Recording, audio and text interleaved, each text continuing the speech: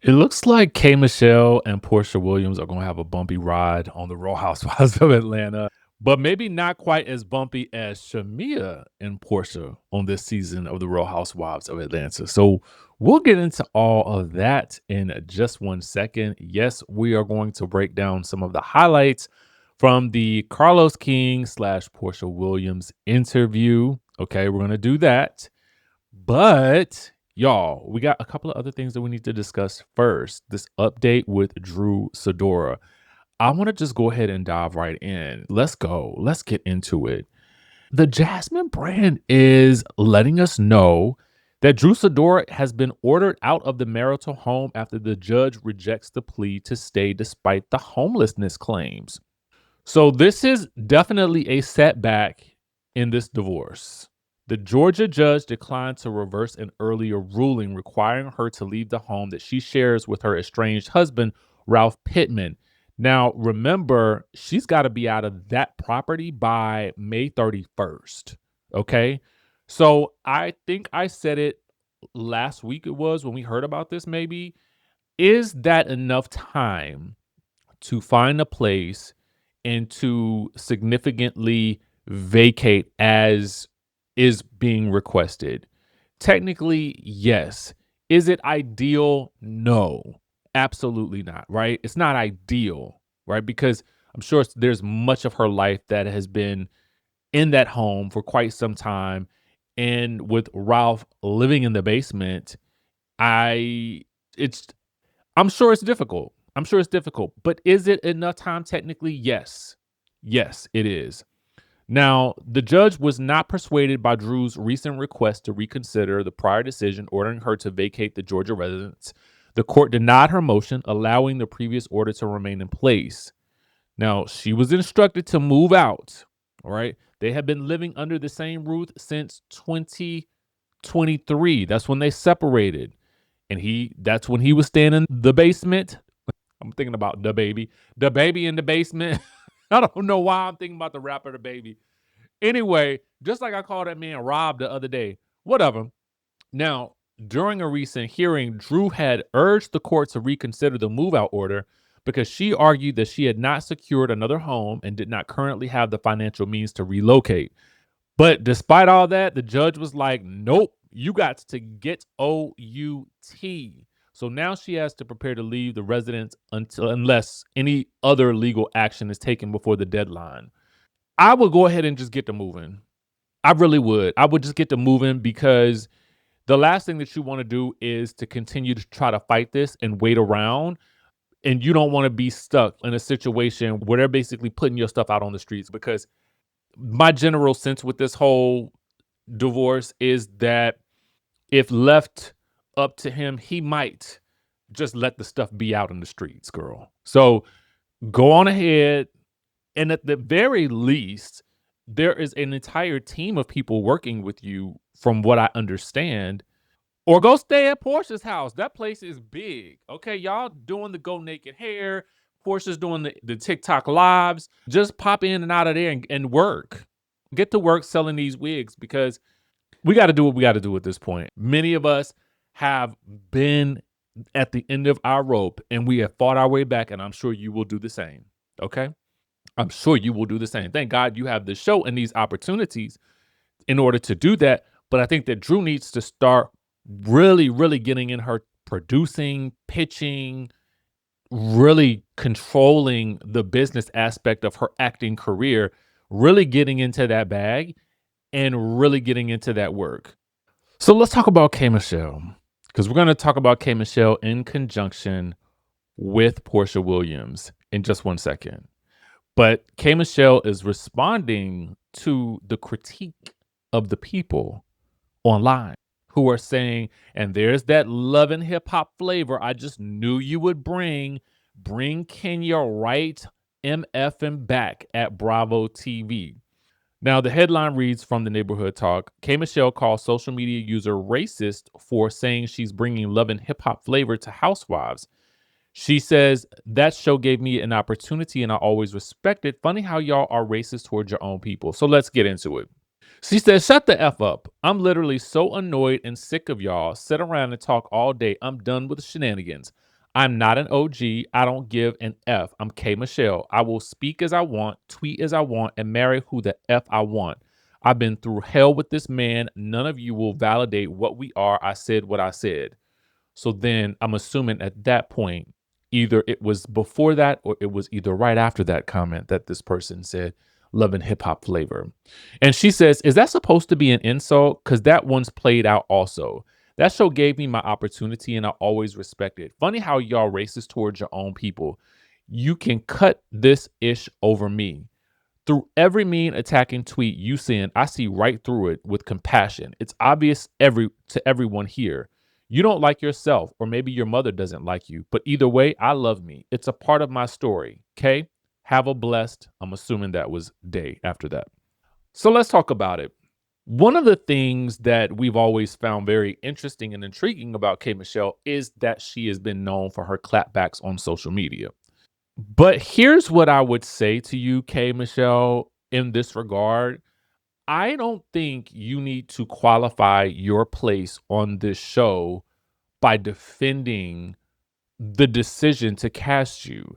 At this point, you have been cast, you have all of your accolades, and you don't need to keep defending yourself in the comments to people who are not going to like the fact that you are from that show in general. There's no point. There's no point to me. I don't feel like K Michelle on the show is bringing love and hip hop vibes. And to be quite frank with you, this iteration of the Real Housewives of Atlanta does not feel like the old iterations of Housewives. So this is something completely new in terms of the feeling in general, and that was prior to K Michelle joining, if you ask me personally. Okay. Now, as we enter this new era, it's time to we've got to at some point start to say to ourselves, we can live in the nostalgia of the old by watching the old shows. They are available for us to watch, unlike the Wendy show, right?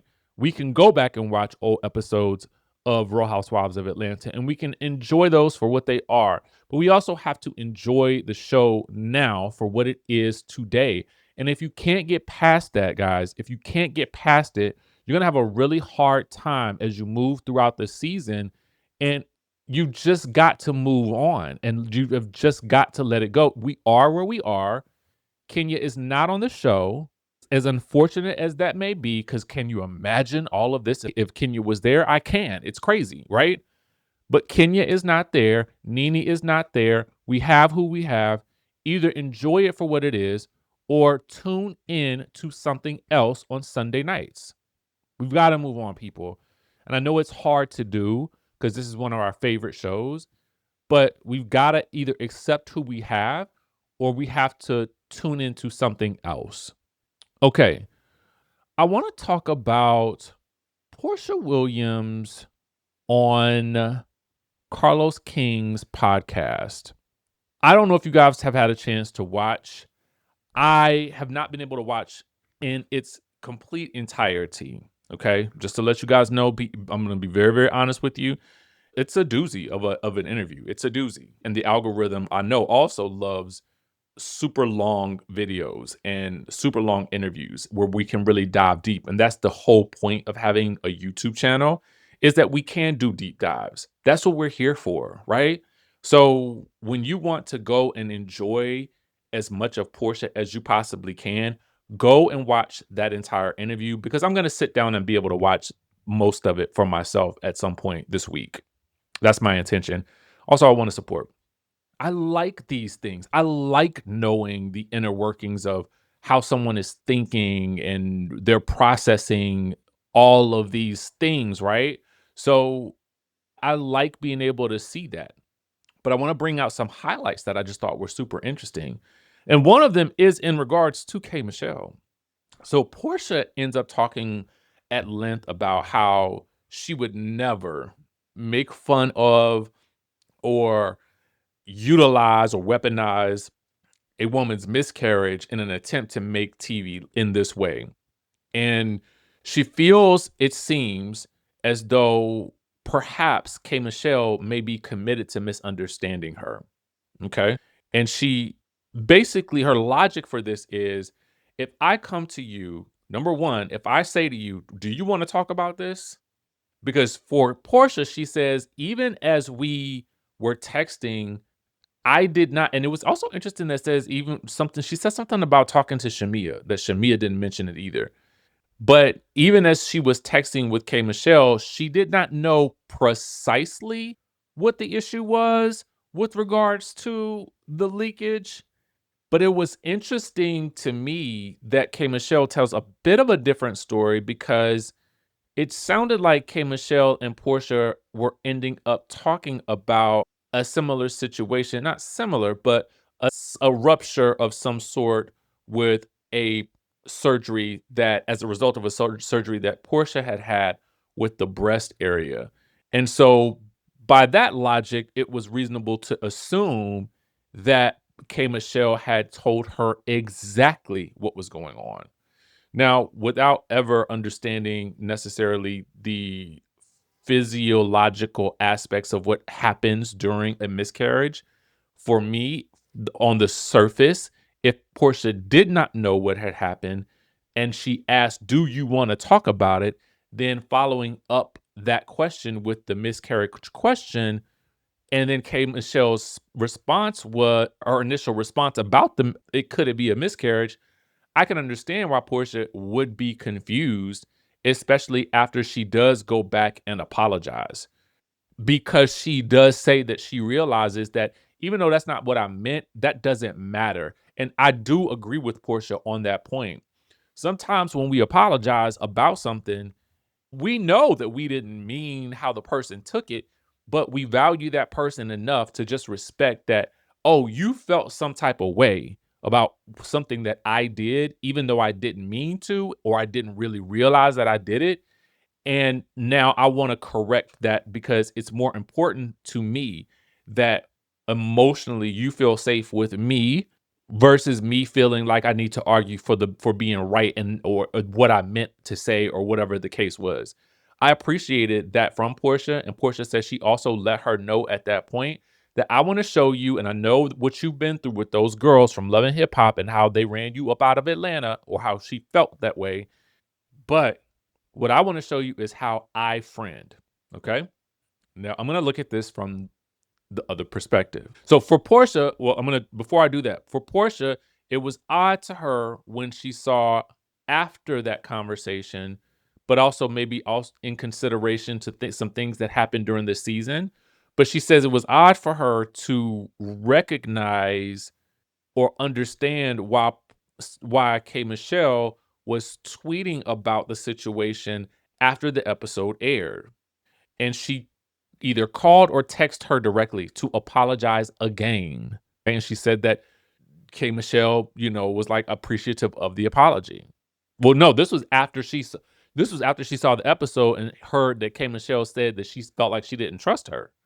So then after she calls her, then she sees the tweets that K Michelle is tweeting out about the situation, where K Michelle is explaining her thought process behind it.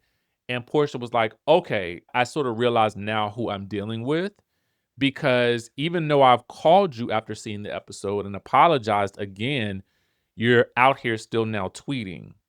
And so then she goes on to say, based on, I'm assuming, some things that happen as the season progresses, that she feels like K Michelle is going to look back at this first season and realize that she chose the wrong team. Now, when she said chose the wrong team, y'all know my first thought was Nene Leakes way back in the day at the reunion telling Sheree that she too chose the wrong team. You need to get with the right team.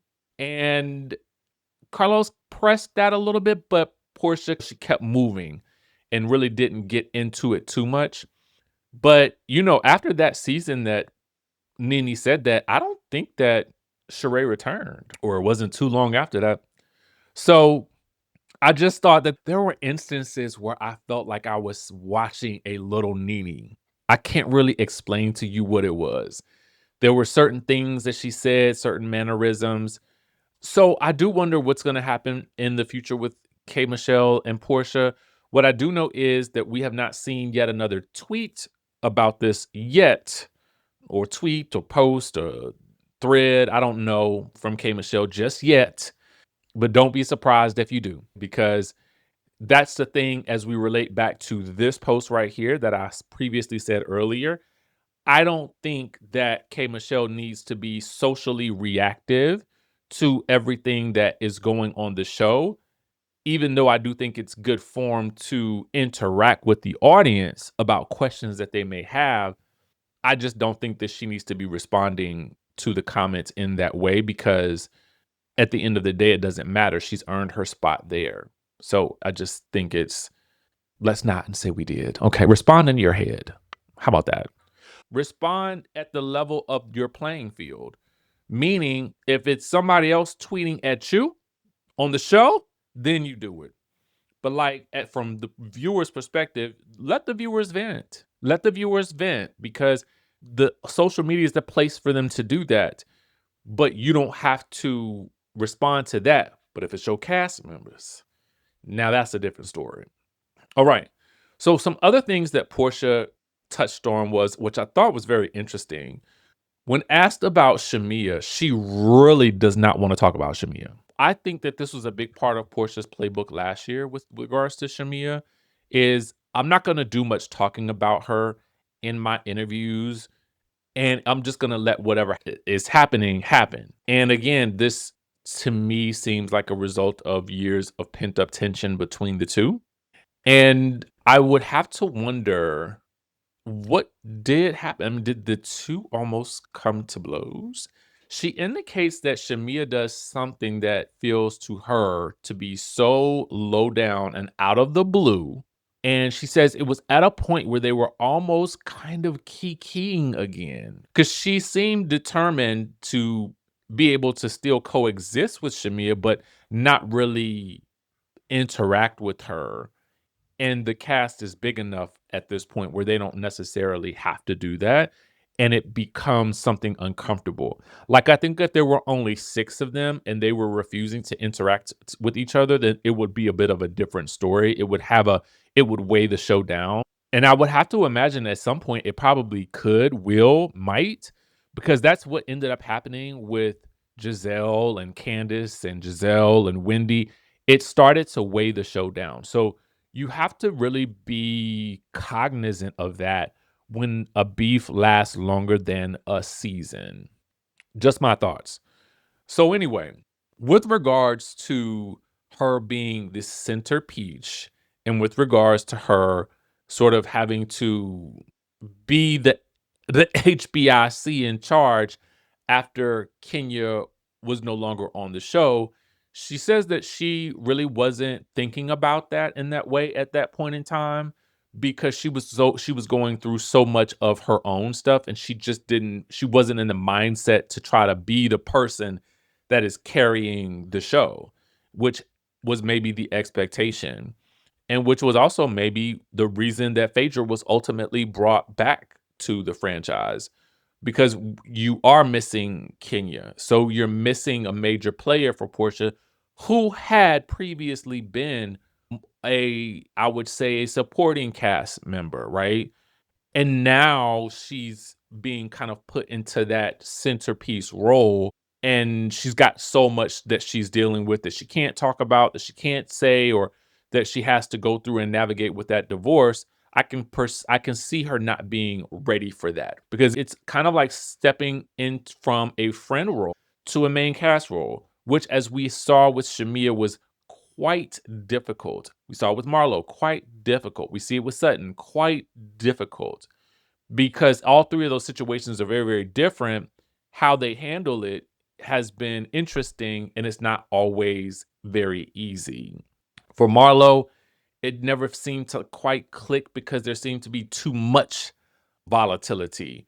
With Sutton, it feels like she has tried to work too hard to assimilate versus being herself. With Shamia, there's a cringy aspect to something that she's doing, when I think for most of us, we feel like you don't have to do that much at this point. You don't have to do that much. Okay. So there's that. Those were some of the interesting pieces, and she does hope that she's able to carry the legacy of the show forward in the space that she's in, particularly now. I think she kind of realizes that a bit more. Those were some interesting pieces that I took away from this. So you guys let me know what you thought, if I missed anything, but those were the things that stuck out to me from what I did see of the interview. Very good interview. If you love Porsha, you're probably going to really, really love it. And you're going to get all the things that you would expect out of a Porsha solo interview, if you know what I mean. It's going to be entertaining. It is entertaining. Make sure you guys subscribe to the channel if you haven't already done so. Like this video if you like reality TV related content or you just want to support me. And also be sure to check out the links in the description because I will have source links, but I'll also have a link to my new faceless course. It's $27. So if you are interested in learning how to build out your faceless channel, this is definitely going to be the course for you because I realized in our master classes that a lot of people don't want to show their face. So I've made something specifically for you at a cost point that is affordable, like super affordable. So jump in and get it while it's hot. All right. With that being said, I'll catch you in the next video.